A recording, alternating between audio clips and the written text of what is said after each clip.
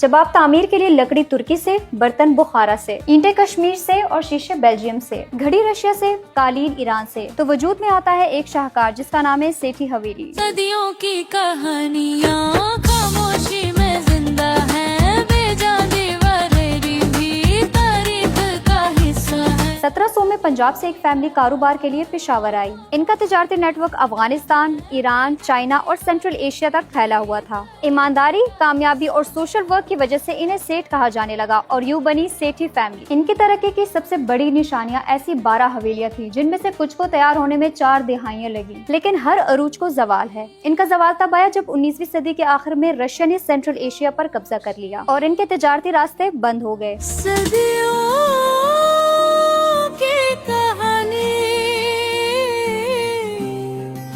खामोशी में जिंदा है।